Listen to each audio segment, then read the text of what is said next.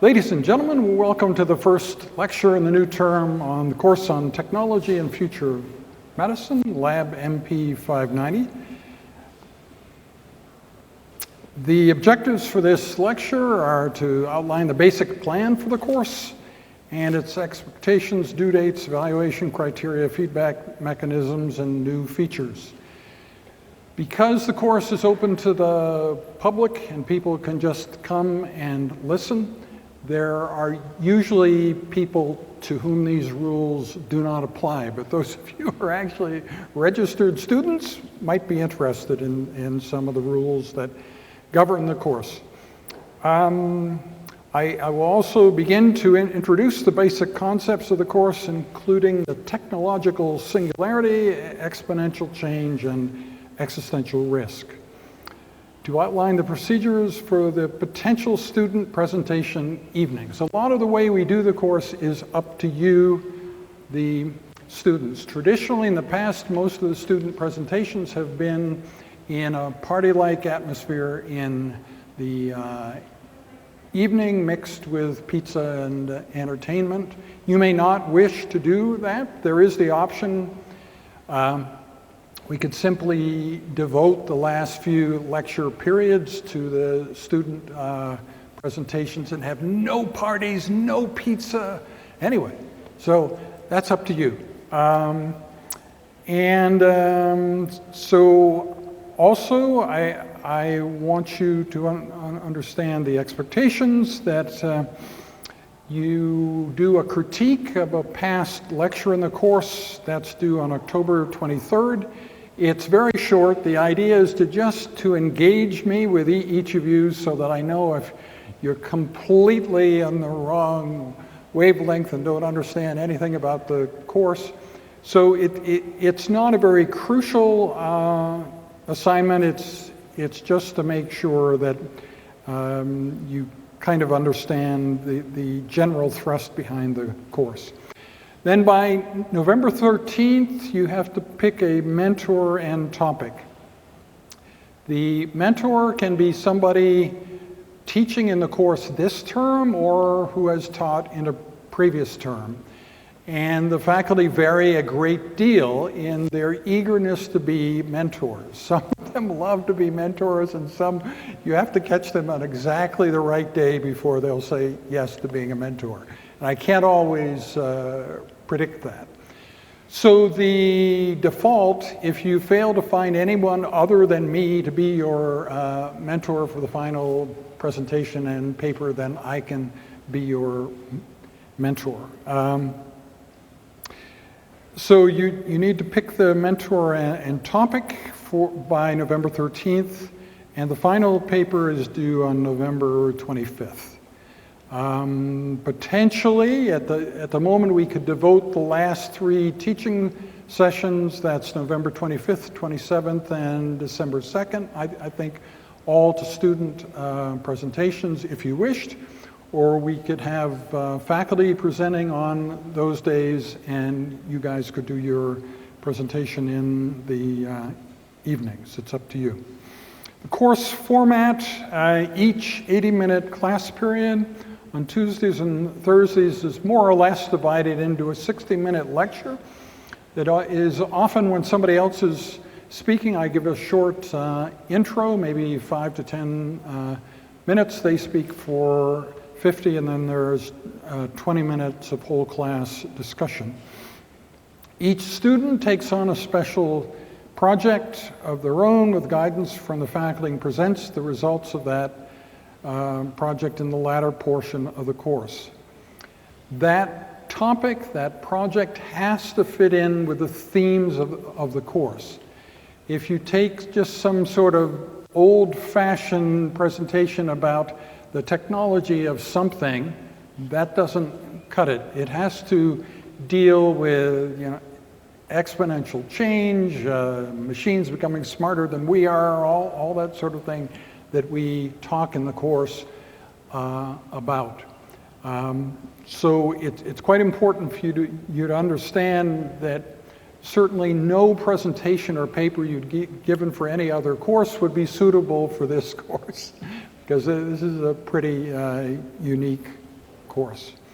You can see many examples of presentations because all of the best student presentations from the past are on YouTube, and some of them are very fine. You can see that the hits on YouTube for some of the student presentations are higher than for any of the faculty presentations, which is really cool.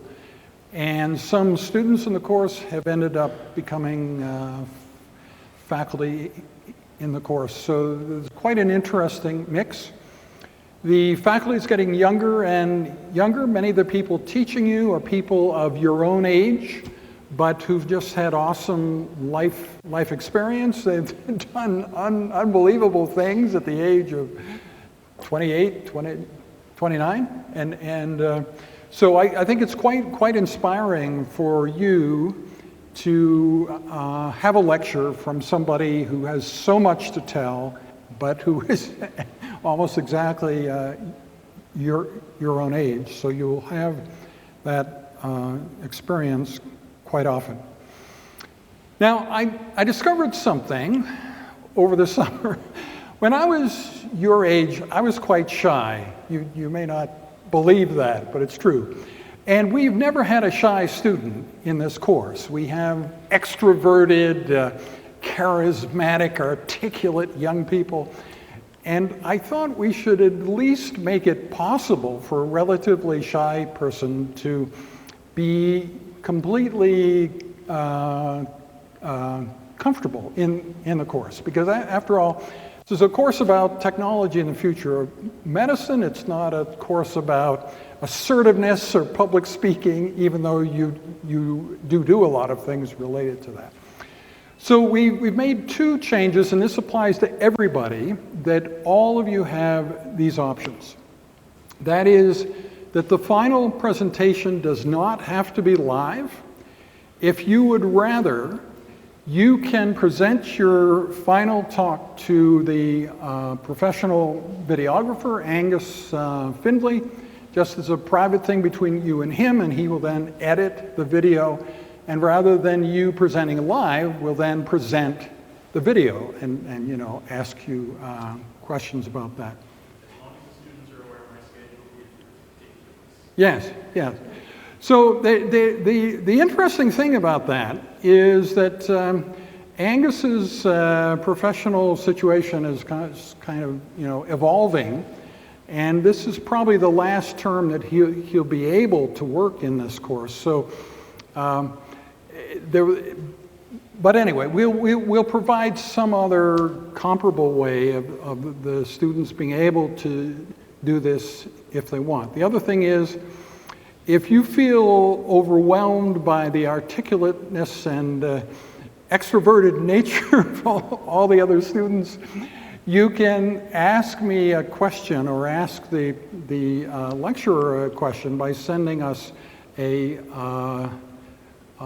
text. So then I would simply speak what you've asked rather than you having to ask the question yourself. So it's not like we're going to divide up the students between the shy ones and the unshy ones. You can all do this. If you feel you know, inclined to use those options, you can. So the students are evaluated on their presentation on the chosen project in the course. It's 30%, the paper on that project 40%, the critique and analysis of the strengths and weaknesses of a previous lecture in the course 20%. And this should be an honest, even-handed analysis. Just saying that it's fantastic and you know the best lecture you ever heard, that's not going to cut it. It has to be useful to us. Your critique has to contain something that would allow us to make that lecture better in the future. And class participation is 10%. So just again, the paper and the presentation must be on a subject related to one of the main themes of the course, such as exponential change, the technological singularity, nanotechnology, genomics, replacement of human labor by machines, existential risk, which is an event that could wipe out the whole human race, and medical ethics of the future. We'd also like you to tell us the source of the images that you use in your presentation. I've used that term, the technological singularity, about 10 times already, and maybe I should define it. Basically, it's that point in time, we think about 2045, 31 years from now, when machines are smarter than the entire human race. At some point before that, machines will be as smart as individual humans, but by 2045, they will have an intelligence greater than the entire combined human race. And they will, in some sense, take over the future agenda of the world, and you'll only be able to figure out what's going on by cooperating or, combining in some way with them. There are lots of things that could prevent us from ever getting there, but I think the likelihood of this occurring, assuming that we're still all, around 31 years from now, is quite high. Many of you sitting here may not think that you'll be alive 31 years from now, or that you'll still be active, or that you'll still be working, but you very likely will be, because trends with longevity are such.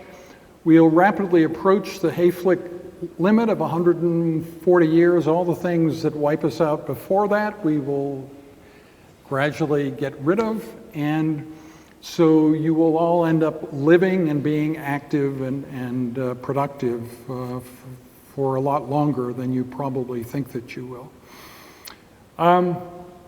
Beyond that point, machines will be able to self-improve much more quickly than human beings can. So there's this idea of this runaway reaction of self-improvement cycles. So they begin as smarter than the entire human race, and then they become much, much smarter than the entire human race. If you think about it, this could turn out extremely well, assuming that they want what we want. You could wake up and find that the world is less polluted, more green, more healthy in every way, and all sorts of magical things you never imagined could exist, do exist. So that's one way it could go. It could obviously also go the other way. So, and we'll talk about both of those things. You could be excused for not knowing about the technological singularity at all before February of 2011, but in that month, two very important things happened. The singularity was on the cover of Time magazine, 2045, the year man becomes immortal, and the computer Watson beat the top human contenders in the TV game show Jeopardy, and beat them in a progressive way, where it was clear that this was not just a fluke, that the computer got better every day, and by the end of that 3 days, it was clear that for the rest of time, computers are better at the game of Jeopardy than human beings can ever be, just as they are better at chess and checkers and many other things, as you know. A lot of the ways that we run the course were heavily determined by focus groups that we held in May of 2011. And we really paid attention to the advice that we got from the students. We did one undergraduate group and one graduate group. The students felt very much that this course should be completely open, that anybody who wants to sit in these seats can, and that we should make it clear that it is open to the general public. They also felt that we should be completely honest. I said, should I hold back? Should I give you mostly good news so you end every lecture feeling, wow, and high and positive? And they said, no, Dr. Sellers, to the best you can, you should tell us the truth, tell us everything. So that is what we do. We talk about some very scary things and some very exciting.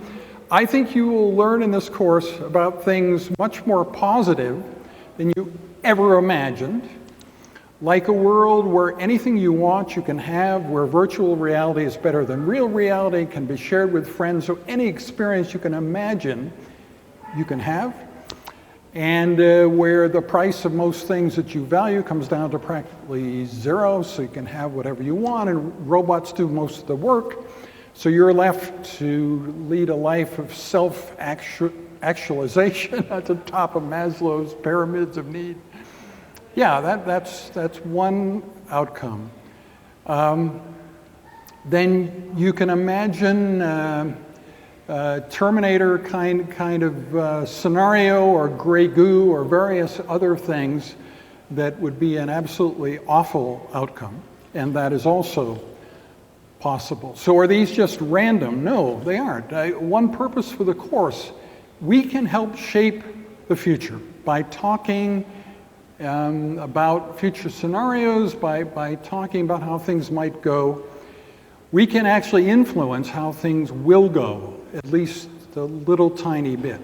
And I think we can teach you to have a greater control over that aspect of your life.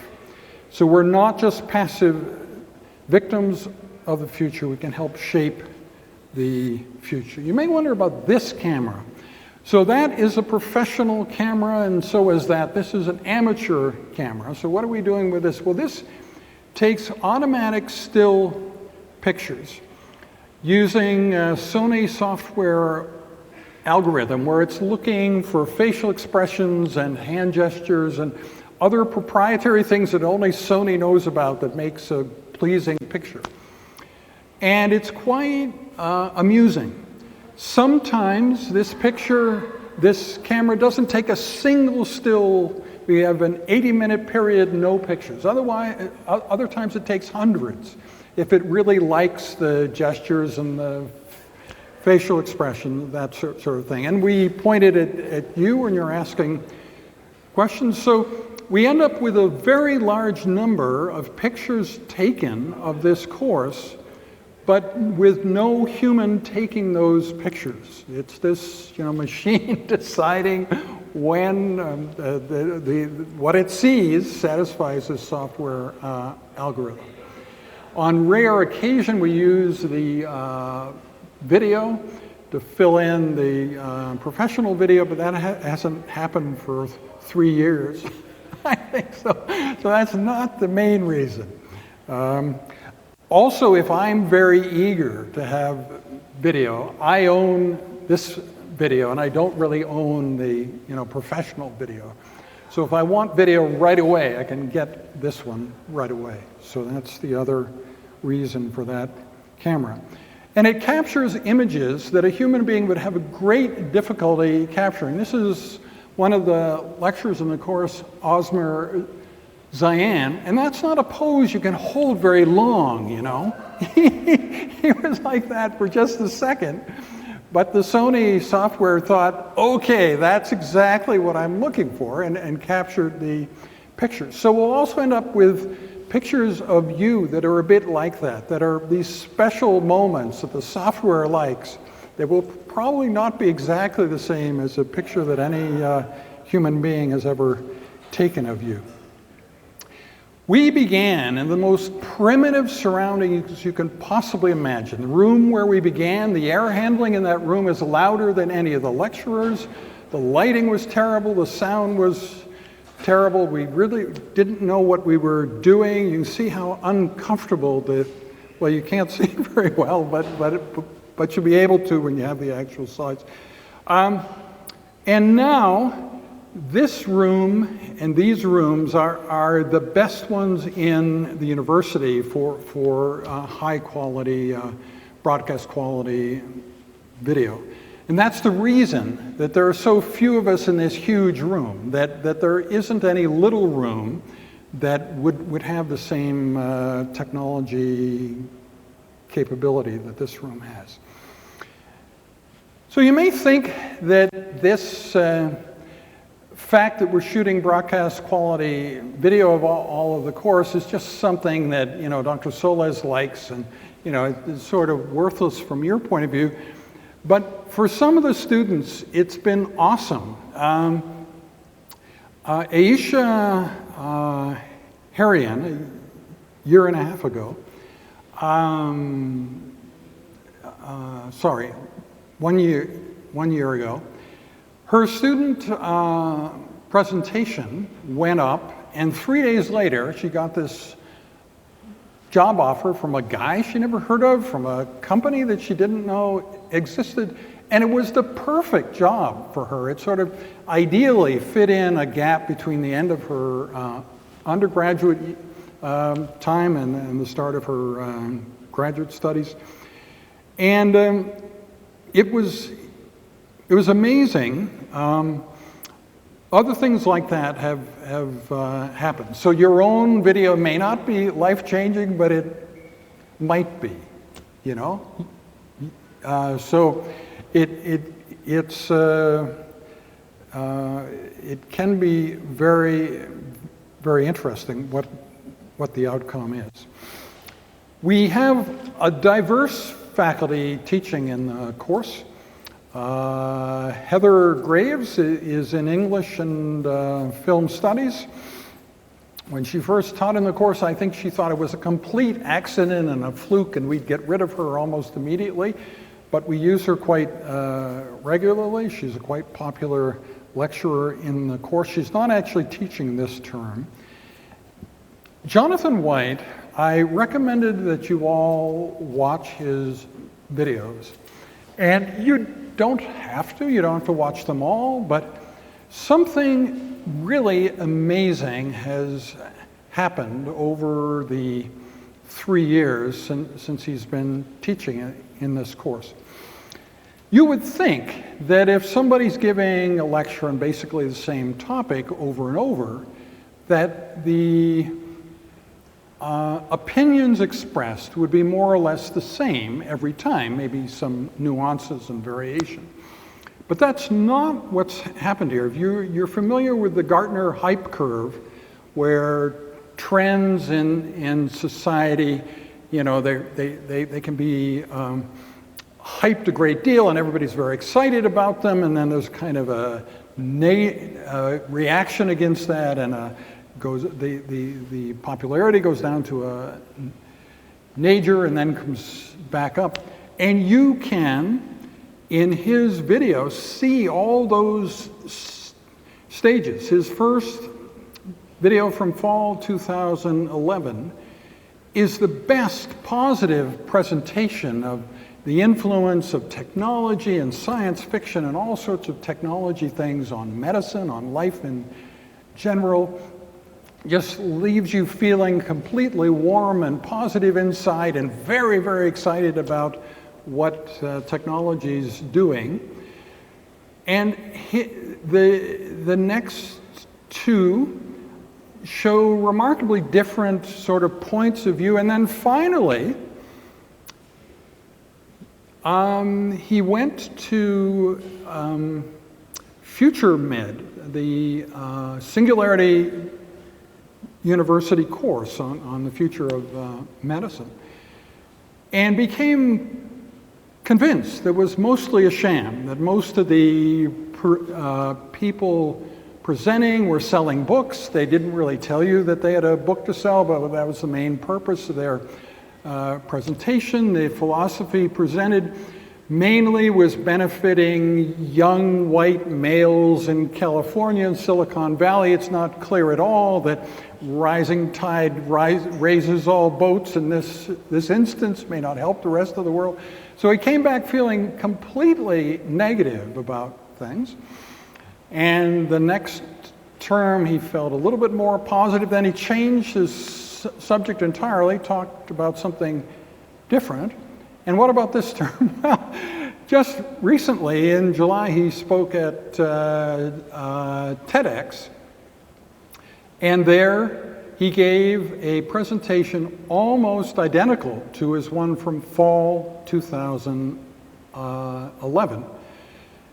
And I think he wasn't quite sure what to do in this course. So anyway, he isn't teaching this term, but I think you've probably all already watched his lectures because the first one that he gave is the video that faces you when you open up the main website for the course. And something interesting about music, that video from fall 2011, he worked very hard on it.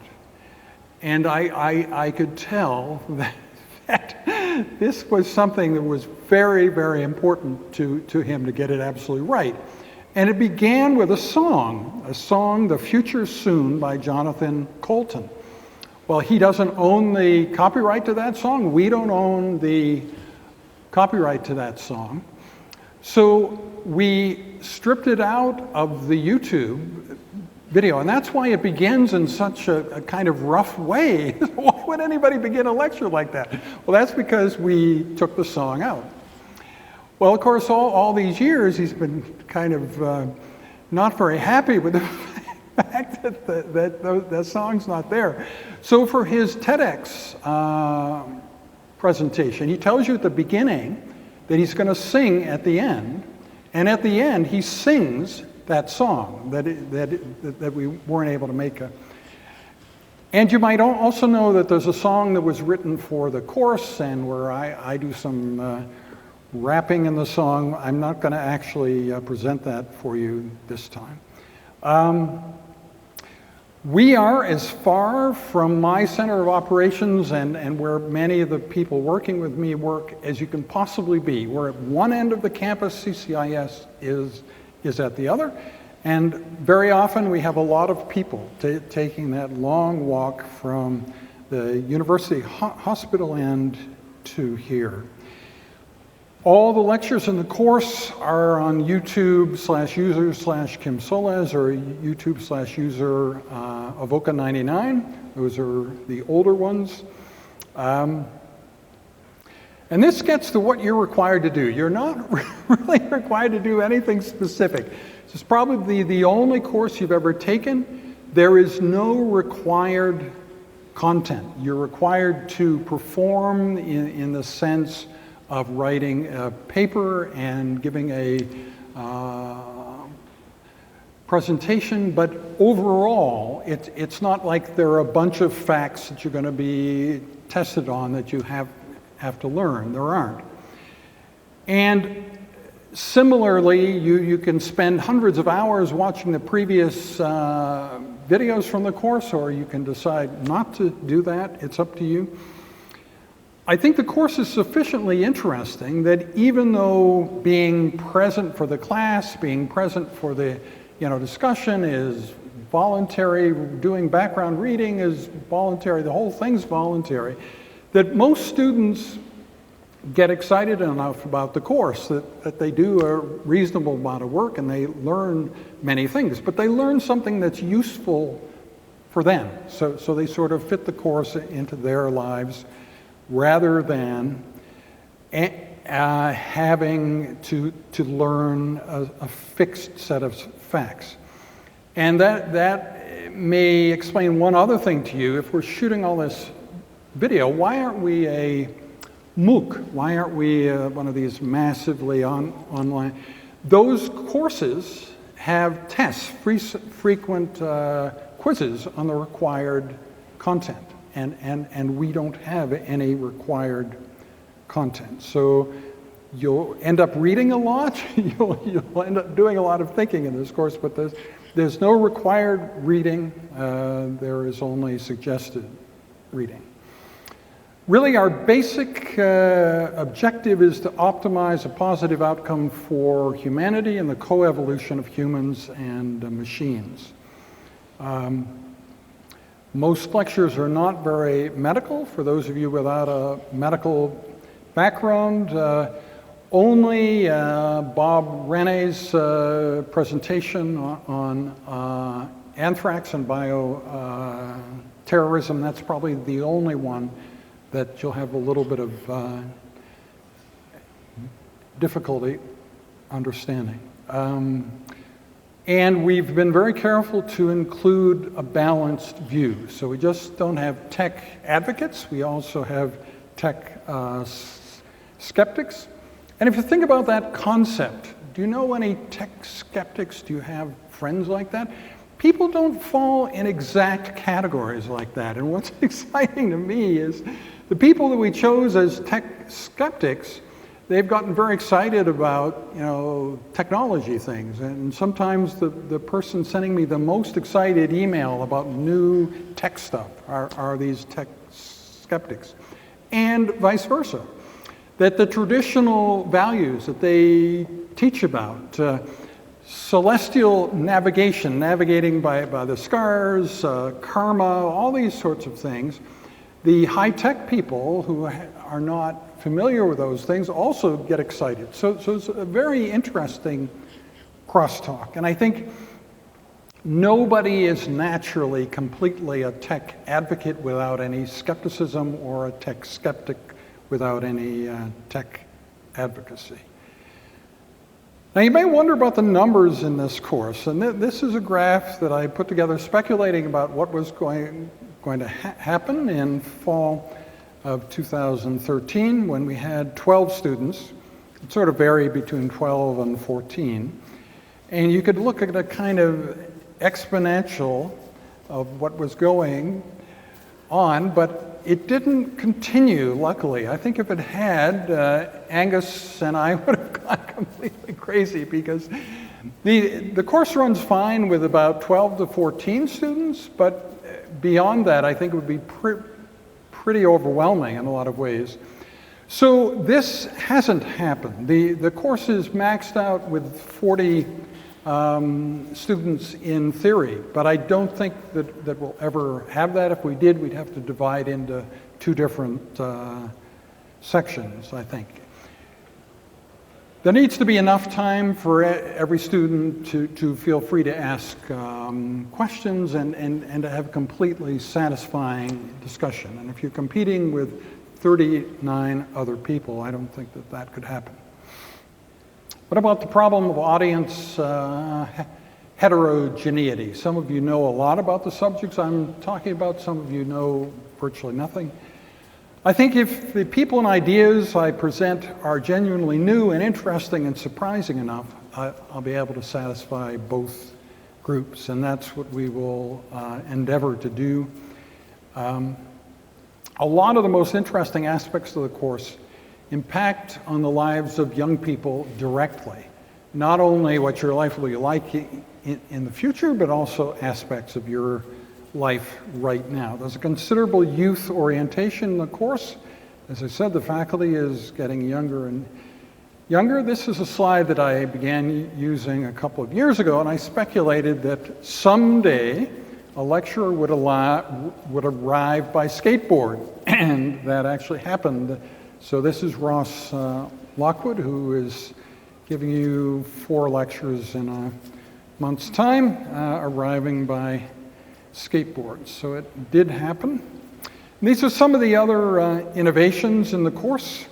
There's a lot going on, and I'm very proud of the fact that we're sort of at the forefront of how to not get in a self-praising rut. When you're giving a kind of unique course, nobody else is giving a course like this, you can really get stuck talking about how wonderful the course is and how unique the course is, and nothing gets better, nothing improves. So one thing we thought about was peer review, send these broadcast quality videos to really prominent people in the outside, have them look at them and suggest things. And this has worked very well. Jack Jasinski, who is sitting right back there, they suggested that we should divide his excellent lecture into 2, and that's what will happen this time. And it's never been presented that way before, so what you'll be seeing is a direct effect of this international peer review. We've also been trying to figure out what to do with this young person, old person. We have a very great range of ages of lecturers in this course, from, I don't know, mid-20s to mid-70s. And so we've tried pairing people in their mid-20s with people in their mid-70s. It actually works pretty well. And you may wonder if there's any other course like this in the world, and there is. There's one course in Budapest, Hungary. It's a course on social media in medicine. And Bertolin Metzko, who directs that course, is 29. So it's a really exciting course run by a really young guy he's an MD, PhD. He's one of these people, like I was telling you about, who's put a tremendous amount of life experience into a very few years. So he's similar to you in age, and you'll have the opportunity in this course to interact with the students taking that course and in some combined projects. We're constantly seeking ways to enhance the intellectual ferment, the exchange of ideas, and improve the course. And we really mean that. I think a course about the future that is static is just not valid. So this course has to morph and change. It doesn't mean that every lecturer has to change what they do, although there is some interesting peer pressure to do that, probably, because some of the lecturers, like Jonathan White, make dramatic changes in their content from term to term. But I would welcome any thoughts you may have about the way to make things better. Now, you may have noticed that we have to mount an enormous campus-wide campaign of postering and other kinds of promotion to get those of you sitting in these seats. And we've thought of some other approaches. You may know that Arya Sharma, who is an expert in obesity, is the first physician from the U of A to give a fringe show. And he's just given a very successful show at the Edmonton International Fringe Festival. So I'm potentially planning to do that next summer. I'm trying to think of innovative ways to keep people interested in the course. Another thing that is quite a bit different this term is the space orientation. Believe it or not, I went to a space International Space Development Conference about 6 months ago. They had a party in the evening. Space is Sexy. It was a costume party and was held in Los Angeles. And I reasoned that since I'm from Edmonton, and most of those people are from Los Angeles, the home of Hollywood and so on, it'd be absolutely ridiculous for me to put much effort into my costume for the costume party. But what I didn't count on is the people who go to that, particularly the guys, are really, geeky sort of people. They've never been to any costume party at all. And so I ended up having the best male costume, which was an outstanding surprise to me. And so there are two kinds of spacesuits. The U.S. astronauts on routine days when they're doing normal things, they wear a royal blue suit, and for takeoff and landing and stuff, they wear a white suit. So that my costume for this party was the white astronaut suit, but I understand that one of these royal blue suits is being made for me with my name on it and everything, so you may encounter that. Ross Lockwood, who is teaching in this course, was one of the 6 people selected for a Mars habitat simulation exercise on the rim of a volcano. And he's just come back from that 4-month thing. And he's giving a talk about this at Edmonton Nerd Night on the 18th of September. Angus is doing video, and I have 10 tickets. If any of you wish to go, I'd like to see some representation from the course. What other space-oriented things do we have in the course? The whole idea of the cyborg, or of uploading your consciousness into a non-biological substrate, particularly works for long space voyages that may be longer than human lifetime. And we also do a lot of talking about 3D printing. So there are a lot of devices that you might need on space flight that you can only predict when you're there. And so having a 3D printer is very useful. And we're also talking about design thinking. So this whole theming around space is new this term. Marcus Hutter, I suggested that you at least start to listen to his lecture. It's a PowerPoint with audio. His voice is very calm. But what he's talking about is extremely alarming in terms of the view of the future. But I also think of all the people teaching in this course, he's the one most likely to really change the world, or to have an idea of what 2045, the years beyond, will really be like. If you talk with other AI researchers, they'll tell you he's an outsider. He's not one of us. He's definitely an outsider, and I think that's sort of cool in itself. And the other thing about him that would make you maybe, respect him a little bit, it's the only lecturer we've had who does not enjoy interacting with you guys at all. So the video that we did of him answering questions from the students in this course, he wanted my assurance that no one would ever see that video, that it would be destroyed in such an absolute way, and every backup copy and so on, that he didn't want his fame destroyed by so that's completely unlike, David Pierce, who you will talk to, directly for an entire 80-minute class period. He enjoys talking to you guys very much.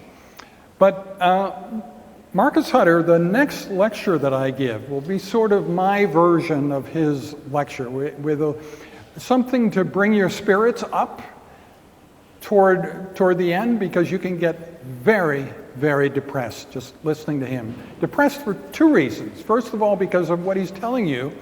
And secondly, you realize that intellectually he is sort of beyond you, that you can understand the conclusion of every slide, but not at all how he reached that conclusion. And over again, each slide makes you feel progressively more stupid. It's not a very pleasant thing. So to just do his lecture, the class ends up completely worn out and sort of dejected. So I'm offering you the opportunity to listen to that on your own time, and I will go through his slides for the first half of the lecture, and then we'll talk about something upbeat for the second half, so you maintain your mental balance. He's quite a cool guy. He's in his 30s, so he's not much older than you. And I think it's probably a very good sign that the AI researchers say that he's not one of us, because probably he's one of these people who will really change things. So we're about the dissemination of ideas, and how are we doing with that? How many people would be interested in the ideas, and how many people are we reaching? The NOVA program on PBS reaches 7 million viewers. The Big Bang Theory, which probably most of you watch, reaches 20 million viewers worldwide. I think that's a reasonable target. Probably people who enjoy the Big Bang Theory would, in theory, at least, be interested in the things that we talk about in this course. The gap between that 20 million people and the people that we are actually reaching is very great, and I'd like to close that gap at some point. So even if you look at the more popular things in this area, the Singularity Summit, those videos reach 9,000 people, and our videos reach 2,600 people. So we obviously have a long way to go, and you can help me conceptualize maybe the ways that we could reach more people. What you'll learn from Marcus Hutter is that the challenge of unfriendly AI, of machines not liking us and wishing us harm, is very much less scary than the whole idea that humans become completely insignificant. Like when you were walking here, if there was an ant or a cockroach or something on the ground, it's not that you didn't like it, it's that it didn't mean anything. It was insignificant. And it's possible that humans may be like that in the world someday. And there is also the idea of dysphoric eternal youth. Now, you know, our society sort of idolizes youth and says it's wonderful to be young. But those of you who are young realize it's not entirely good to be young. There's sort of a powerlessness. There's a feeling that you're not yet in, you know, control of things in your own, you know, environment. And you can imagine that the whole human race would sort of progress in that way, where just like a young person may engage in extreme risk-taking because they feel that they don't have much to lose and nobody cares, that may be the way we all feel, particularly if we can back ourselves up from software. So if something bad happens, we just back ourselves up and keep on going. If the best ideas in the world are all generated by machines mostly, even if a human being began it, then does the concept of human identity, of names, mean anything anymore? And does it matter if an idea began with you, if it was really sort of clumsy and not working very well when you were thinking of it, but then when a machine got hold of it, it became 1 billion times better? Should it still bear your name? So there are lots of things about human insignificance, lack of identity, aimlessness, lack of sense of purpose. So if you ever feel dysphoria in the real youth of today, in theory at least, what Marcus Hutter is telling us is that could be much, much worse for all of us in the future. So 2 years ago, the structure of all this stuff became much simpler because Singularity University went for profit. They're sort of benign for profit, trying to do good in the world, but still a for-profit entity. And they took over most of the other singularitarian things in the world except for us. So we're one of the few independent entities talking about this stuff, not directly associated with them, although I did take the 9-day executive course there. The idea of human labor being replaced by machines is probably closer than you think. Any of you using a Samsung device or Apple iPad, iPhone, those are all made in the Foxconn plant in China. And about 1.5 years ago, Foxconn decided to replace 1 million workers with 1 million robots, and they've now mostly done that. It works much better. The workers are happier. There were a lot of complaints and suicides and stuff in the previous human workforce. But it's kind of scary, so central to your life. You're probably carrying something in your pocket right now, made in that factory, and at least in the future, it'll be almost entirely made by robots and not people. And in medicine, we could eliminate all the diseases we know of today and still have an absolutely terrible world, where the only diseases that exist are bioterrorism diseases that have no antidote, no therapy, that are targeted toward specific groups. So one of the challenges in this course is to try to sort of figure out how we would shape things to make the outcome a positive one, because it could certainly go the other way. 2045 is only 31 years from now. It will be a part of your life. What we talk about in this course, I think in a kind of comical way, I can guarantee you that we will teach you about the real future in this course, because you will hear about enough scenarios that one of them will be the future that you encounter. You just don't know which one. But anyway, later on in 2045, you'll think back maybe at this moment. Why do we name this course Technology and the Future of Medicine if people without a medical background can understand every lecture except one? We consider something called medicine writ large, which is not just diseases and therapies, but also human enhancement, not just physical, but moral and spiritual enhancement, and improvements in society to promote health and well-being. Medicine writ large includes all of that. And that, of course, is huge. And that's a huge subject of interest to absolutely everybody, and everything we talk about in this course relates to that in some way. So it's also important probably for you to understand when you tell other people that you're taking this course and they say, well, how can you understand a course about medicine? Then you need to tell them a little bit about this idea of medicine writ large. And Rudolf Virchow was the first person to talk about that. Physicians are the natural attorneys of the poor. The social problems should be largely solved by them. This is the Singularity University executive course that I was a part of. And in that course, and subsequently I've been talking about developing new cross-disciplinary structures in universities to better prepare us for the future. I was talking as if I expected somebody else to do that. And gradually I realized that maybe it should be me.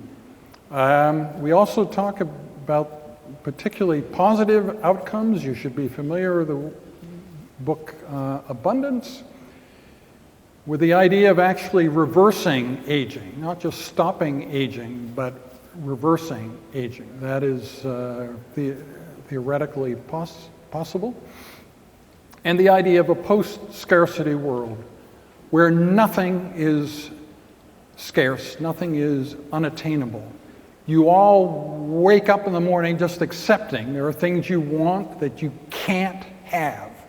And you believe that life is always going to be that way. But this would say that no, you would reach a point where, quite honestly, anything you want, any experience you want, you can have.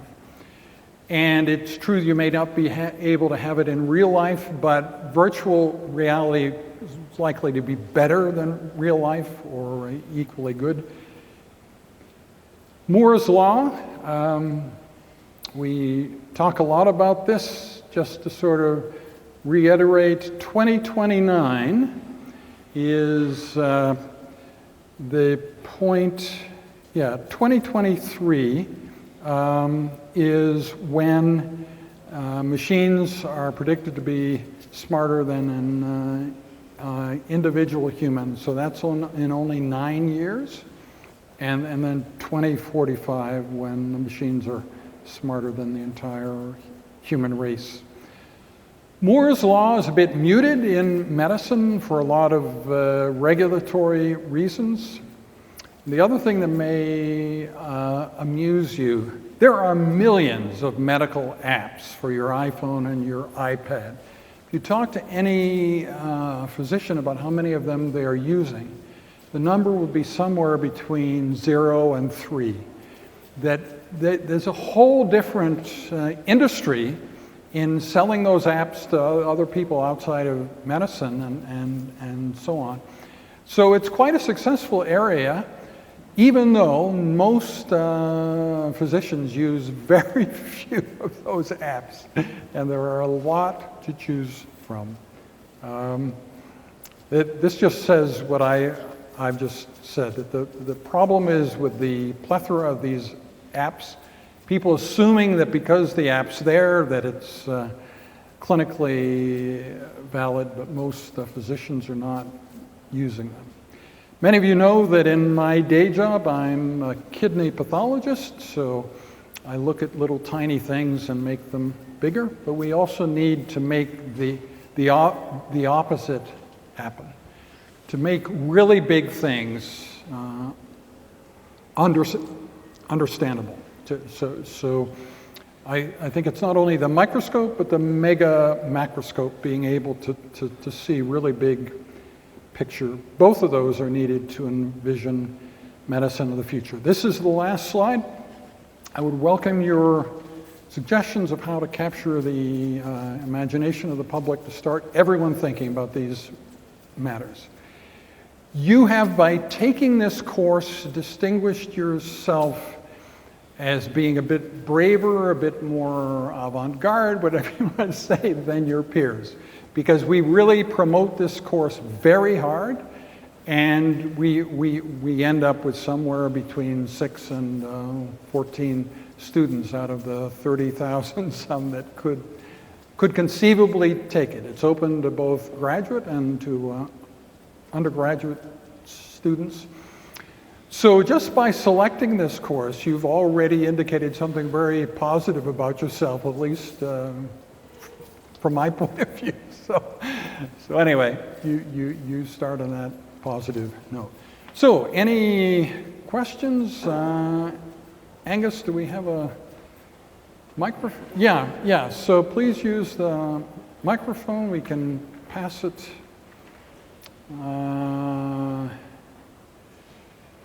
So, come on, somebody, Jack, do you want to start off saying something? Yeah, you can turn on the microphone, just whatever, comes to you. No, I agree with you entirely about the course. I took part in 3 semesters, I believe. Maybe this is my 4th semester. And actually, I started on the wrong foot, if you can remember that. Yeah. I gave a talk on something which is not that far into the future, something which I thought was futuristic, but it was about computational drug discovery, which is happening already, and that's not so interesting. We have to look really very far into the next few decades, not the next decade. Yes. And then I think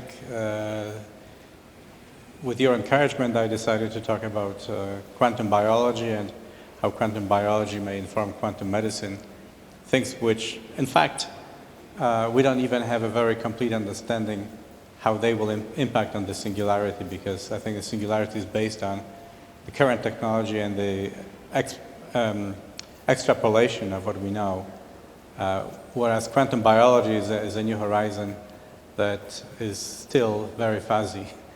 So many things may change, and I think the main benefit of this kind of thinking, as opposed to traditional courses, is that it encourages the student to really think outside the box and to be very creative. I like your open format, where you allow a lot of freedom, because you are the creators of the course, or co-creators of the course. Yeah. No, I think that there's a psychological term, agoraphobia, a fear of open spaces. You may feel that sometime in this course, because you really have a tremendous amount of freedom, and you may not be used to that. So why don't we pass the microphone down and see if we can get some other people responding. So any thoughts, questions? No, my name is Sina. I'm just in neuroscience. I've always been interested in just the reason I went into neuroscience is because I imagined if consciousness is contained within the brain, then there should be some way of backing that up to a computer, to some data, and then the possibilities are amazing. So I'm really excited about being in this course and exploring that further. Mm-hmm. Yeah. Yeah. You wanna- My question is just, how would you define technological singularity, like in your own words? Because I'm still confused about like what you mean by that. Well, I think what I often say to someone is, remember the most recent phone call that you have made where you reached an automated, attendant rather than a real person. It used to be every time that happened, it would be frustrating and irritating, but more and more, it is actually better than what would have happened if you'd reached a real person. It's faster, it's more, efficient, you get the information quicker. That is just sort of a little tip of the iceberg, what's really happening, that if you pick a job that you're confident that machines will never be able to do, because it's kind of uniquely human, the likelihood is the machines are already doing that. Let's pick psychotherapy. You say, geez, it takes a lot of human subtlety. No, there are lots of circumstances where revealing things about yourself to another human being is hard. You can easily do it to a machine, and machine delivered psychotherapy in a lot of settings works well. And there are surprises like that. So this idea that in 2045 machines will be smarter than we are, and that's going to really happen and somehow change the world. I think there's evidence all around you every day that there are things that you do that are just made much easier by the fact that machines have done all these sort of initial steps. Except your profession, which is medicine and especially pathology, which is one of the examples, I think, where machines are not doing anything. People like you do everything. Yeah, but I fully expect, this is not a joke. There are virtual microscopes now. There's automated, analysis of pathological specimens, and it's sort of an adjunct to what we do, to what a pathologist does. One day, the machine is going to wake up and say, hey, Dr. Soles, you've been making a lot of mistakes. Haven't you noticed? Like in the last week, you remember this case and that case, and why didn't you just let me do it, right? We aren't at that point yet. When is the machine going to tell me, well, Dr. Soles, why don't you just let me do it? I don't know, 15 years, something like that. Yeah. I want to add something to it, as you mentioned. I was actually in New York in June at IBM. Yes. And I attended a presentation of Watson, which is now made into a diagnostic device for medicine. Yes. I was completely blown away. It's so incredible. You basically punch in the entire history of the patient information, various tests, and that spits out the diagnosis with different probability values, as well as proposed treatment regimen, also feeding into the comfort zone of the patient, whether it should be invasive or non-invasive. And I'm just flabbergasted as to why we're not doing it today. It's something, available already. Yeah.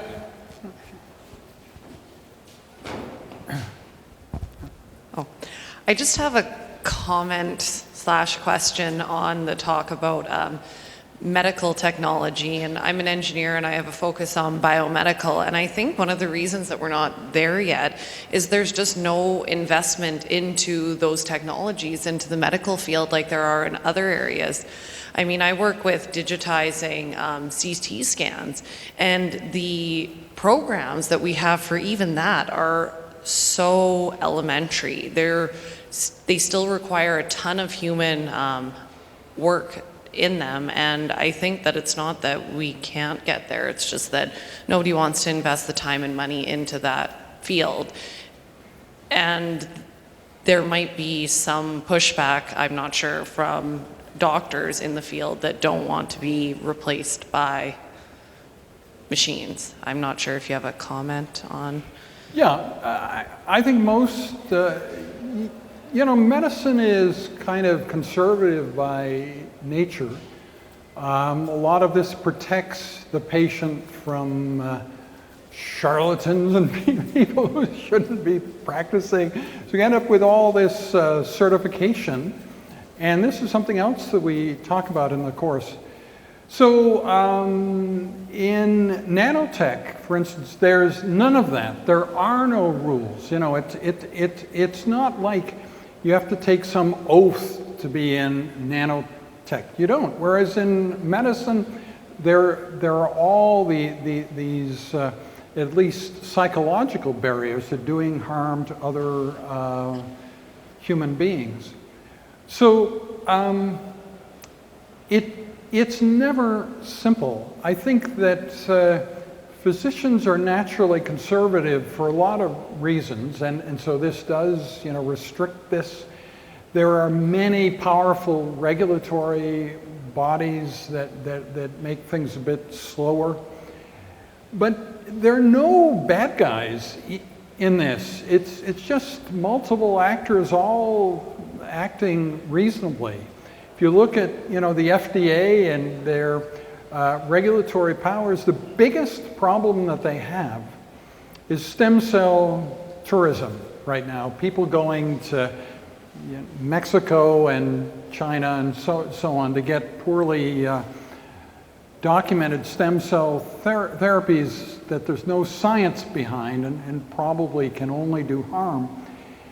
And it's a tremendous challenge because all sorts of celebrities and sports stars are doing this. And even people who have normal decision making, when their favorite celebrity or sports star goes to Mexico and gets some weird stem cell injection and comes back claiming that everything's fixed and it's marvelous, they start to believe this. So the FDA has a huge challenge in protecting people. On the other hand, a lot of these technologies have the possibility of enhancing human health in a very, very substantial way. So it's kind of the balance between the two, And I think discussion at the interfaces helps, and that's kind of what we're doing in this course. The course is taken by people in all different faculties, all different walks of life. We have many different points of view amongst the lecturers. So that kind of cross-disciplinary interaction, I think, is a very therapeutic thing when we don't really know what the right path is. And there are many, many possibilities. So we have 4 minutes left. Yeah? So my question is, after technological singularity occurs, and let's say that the best possible scenario occurs where machines are coexisting happily with humans, but what would humans be left to do if all of the machines are cooking and let's say they're driving us around? So you'd be on permanent vacation somehow, right? You wouldn't have a job really. But what are you doing? I guess I'm not sure what everybody's doing. The most creative human beings, and maybe human beings we don't think of as creative now will be creative then, will be at the very top of Maslow's pyramid, you know, writing poetry, writing great novels, and being remarkably creative, and, you know, self-actualization, whatever that is for them, will be their job, their whole life, you know? And so what about the people that you meet every day that you imagine could never, ever, ever, ever, ever be on top of Maslow's pyramid? They just wouldn't know what to do up there. Well, I imagine they can engage in virtual reality games their whole life, you know, and have wonderful experiences. I honestly don't know. We haven't figured this out for everybody, I think. Yes. I had a question along that line as well, and maybe I watch too much TV or my mind goes a bit more, I don't know, out there, but I'm sure you're familiar with Battlestar Galactica, yes?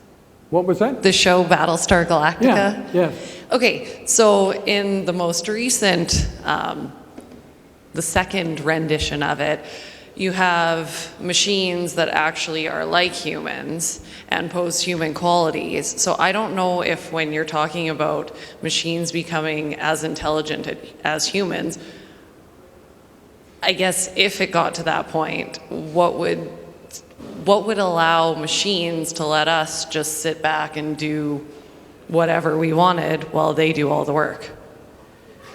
Well, I think like that, if they get emotional intelligence as well. The show sort of presumes that basic society structure remains the same, but I don't think that will happen. We don't know exactly what's going to happen, but one thing is that it's not desirable for a machine just to become like a human being and stay at that point when they can rapidly evolve beyond that. There's no barrier, you know, the machines will learn how to make other machines smarter than they are and so on, and much more quickly than we can. So, and there's no advantage to them sort of fitting in with human society, staying with us. But then what happens to our existence? Why? That's exactly what Marcus Hutter talks about, you know, potentially, according to him, we become completely insignificant. You know, what's going on in the world has nothing to do with us because the entity running it is so incredibly more intellectually gifted than we are that we just don't have a clue what's going on. Will we be in zoos? I don't think we'll be interesting enough to be in zoos. In order to be in zoos, we have to be an exotic specimen. I don't think we'll be exotic. So, yeah, I don't predict us being in zoos. And there should be the possibility of, you know, collaborating with the machine somehow, but how that will work, I think we don't really know. So, our time is up. I think what happens often in this course is there's no class after ours, so we can talk informally, but the videography ends.